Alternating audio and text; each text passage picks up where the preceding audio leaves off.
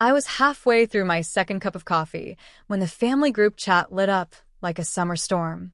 Sister convinced our parents to cancel the annual family lake trip, saying we can't afford it. That single line from my sister, Hannah, blinked at me from the phone screen, plain, unpunctuated, like a door slammed without warning. For a moment, the world outside my Manhattan apartment blurred. The late morning light bounced off the steel of the neighboring high-rise and scattered across my living room floor. I traced the rim of my mug, the porcelain smooth and cool beneath my thumb, while the faint hum of traffic below rose and fell like a restless tide. We'd never missed the lake trip. Not once in 27 years. It wasn't just a vacation. It was the place where Dad taught us to skip stones, where Mom's cherry pie cooled on the cabin windowsill, where I'd once sworn to myself, barefoot on the dock at sunrise, that I would build a life bigger than the small town we came from. Hannah's message sat there, casual and final. We can't afford it. As if money had ever been the real reason we gathered. I felt my jaw tighten. My sister always did know how to deliver a dagger, without raising her voice. I slipped my phone face down onto the counter and stared out at the city skyline, a silent ache pressing against the space behind my ribs. This wasn't just about a canceled trip. This was about everything we'd never said. I can still see that summer 5 years ago, the one that split us apart long before anyone dared to say it out loud. Back then I was 22, fresh out of college, living at home to save money while I hunted for a marketing job in a city that barely knew my name. Hannah had already carved her path. Steady fiancé, steady job, steady praise. It was late July, the air so thick with humidity it clung to my skin. I was standing on the back porch of our old white house in Cedar Falls, gripping the railing as the screen door slapped shut behind me. "You can't keep pretending this is going to work," Hannah said, her arms crossed like she was holding in every criticism she'd rehearsed. "A career in branding? That's not even a real job in our town. You need something stable." Her words stung sharper than the mosquitoes biting my ankles. I tried to keep my voice calm. "I'm not staying in Cedar Falls. I want—" My throat tightened. "More than this." Hannah's eyes narrowed, her expression softening only for a blink before she delivered the cut. "Dreams don't pay the bills, Lauren. Grow up." The lump in my throat burned. I felt the wood of the railing dig into my palm, splinters pressing like tiny reminders not to cry. Behind her, our parents' laughter drifted from the kitchen window, oblivious. I want to shout, to tell her she had no right to measure my worth against a spreadsheet of local salaries. Instead, I turned away. That night, after everyone had gone to bed, I sat at Grandma Evelyn's sewing table. The faint smell of lavender sachets and cedar filled the room, a scent that had always meant safety.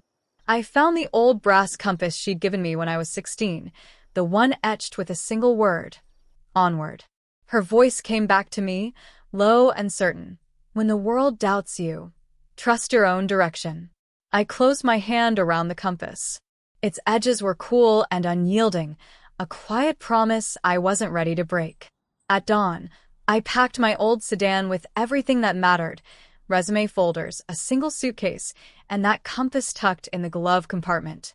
The gravel driveway crunched beneath the tires as I pulled away, Cedar Falls shrinking in the rearview mirror. I didn't look back. New York didn't welcome me with open arms. It greeted me with the metallic scent of subway rails, the constant wail of sirens, and a rent bill that could have eaten half my savings in a single bite. I remember standing on the corner of 7th Avenue that first morning, the compass warm in my palm from the heat of my pocket, whispering Grandma Evelyn's single word, onward, like a prayer I barely believed. I crashed on the pull-out sofa of a college friend in Queens, my suitcase balanced between us, like a silent roommate. Days blurred into a parade of interviews and rejections, glossy offices where my Midwest accent earned polite smiles, tiny startups where my ideas were interesting but not what we're looking for. Each "we'll be in touch" became a small bruise I carried home at night. But then came Maeve. She was a senior brand strategist at a boutique agency, mid-40s, streak of silver in her dark hair like a lightning strike, and the only interviewer who looked me straight in the eye and said, "Show me what you can build, Lauren." I did. I poured late nights into a mock campaign for an eco-friendly skincare line, designing every slogan and visual from scratch. 2 days later, she called. You start Monday. The work was a whirlwind. 12-hour days, last-minute pitches, coffee so strong it made my teeth ache.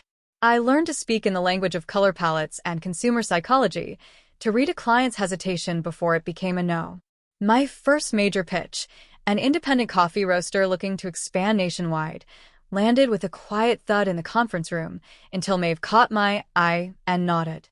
I took a breath and spoke again, this time like I belonged there.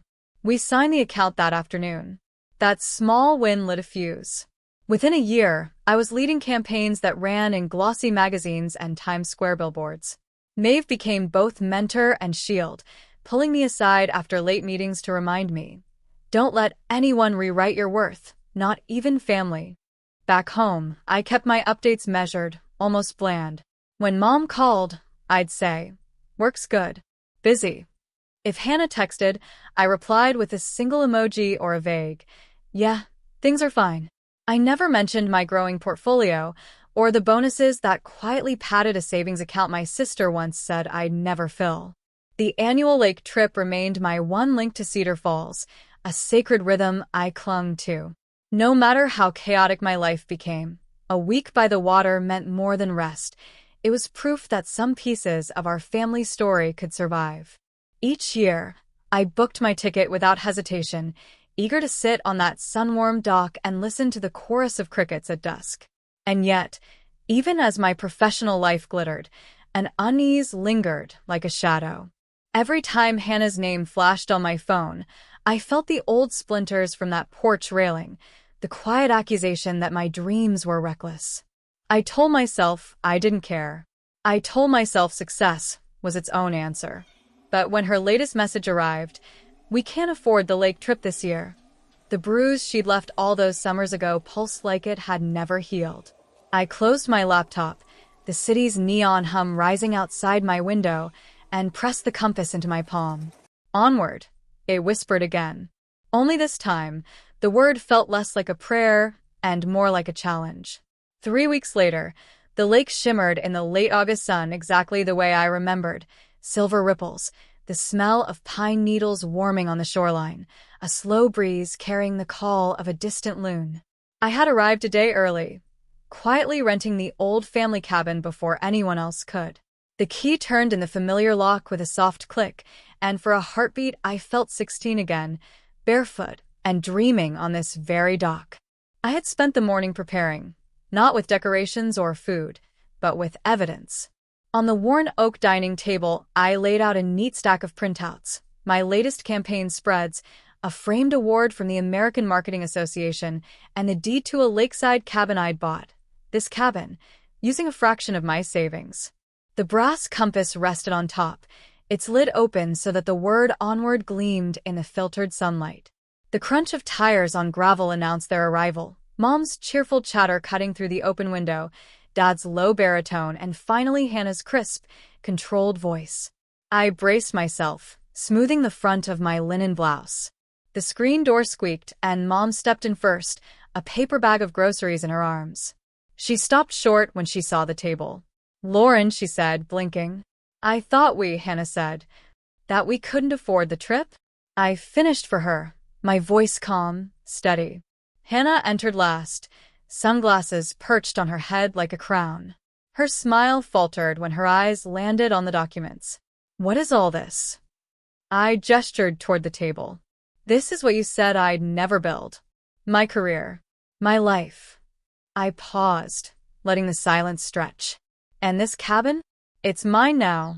Bought and paid for. Dad's eyebrows rose, the lines at his temples deepening. You bought? Lauren, when, how? A few months ago, I said simply. I wanted to make sure the lake trip would never be canceled again. Not because of money. Not because anyone thinks it isn't worth it. Mom set the groceries down slowly. Honey, we didn't know. I know, I said, softer now. Because I never told you. I wanted you to see it, not hear about it. I wanted you to understand what I've been building all these years. Hannah crossed her arms, but her voice wavered. So, you're rich now? Is that what this is about? I met her gaze. No. It's about the things we almost lost. The summers, the dock, the sound of crickets at dusk. It's about proving that our family's memories aren't something to cut from the budget like an old cable plan. For a long moment, only the creak of the cabin walls and the call of a loon filled the space. Then Dad let out a slow whistle. Lauren, this is, he shook his head, smiling faintly, incredible. Mom's eyes shone with something between pride and regret. We should have asked more questions. We should have believed in you. Hannah's arms lowered, her posture softening. I didn't mean to, she stopped, biting her lip. I thought I was being practical. I didn't know you were doing all this. I reached for the compass and turned it so the single engraved word faced her. Onward. This isn't about proving you wrong, I said. It's about showing you what's possible when you stop measuring life by what it costs and start seeing what it's worth. Hannah exhaled, the tension draining from her shoulders. For the first time in years, I saw the sister I grew up skipping stones with, uncertain, but willing to listen. The late afternoon light spilled across the table, catching the brass compass until it glowed like a tiny sun. I held it between us, a quiet bridge from the past we'd nearly let slip away to the future we could still build, together.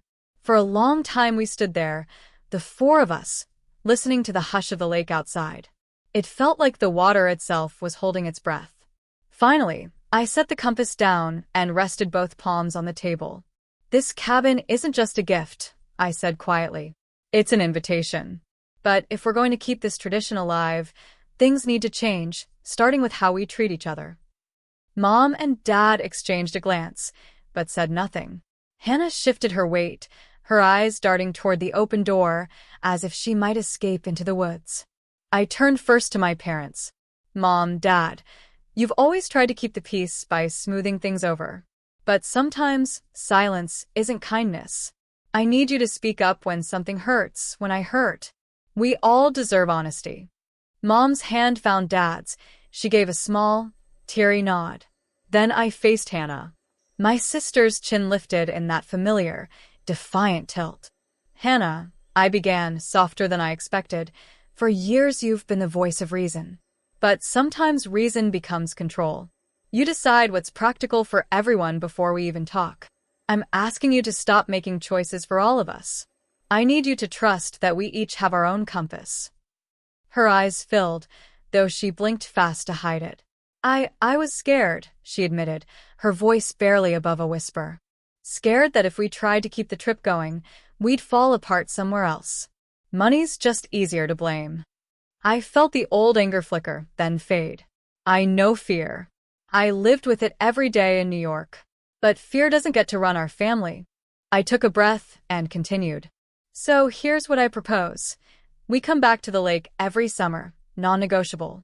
But each of us must bring something of ourselves, something that matters, not just money. Dad, maybe it's your old guitar. Mom, your cherry pie. Hannah, I gave her a small smile. Your gift for planning could make this trip unforgettable if you let us help, instead of deciding for us. Hannah swallowed hard. You'd really want me to plan it? With us, I corrected gently. Not for us. The tension in the room thinned, replaced by the steady lap of water against the dock. Dad cleared his throat, a grin tugging at his mouth. Guess I'd better start restringing that guitar. Mom squeezed his hand and whispered, and I'll need fresh cherries. Hannah let out a shaky laugh. Okay, she said finally. Okay, we'll do it together.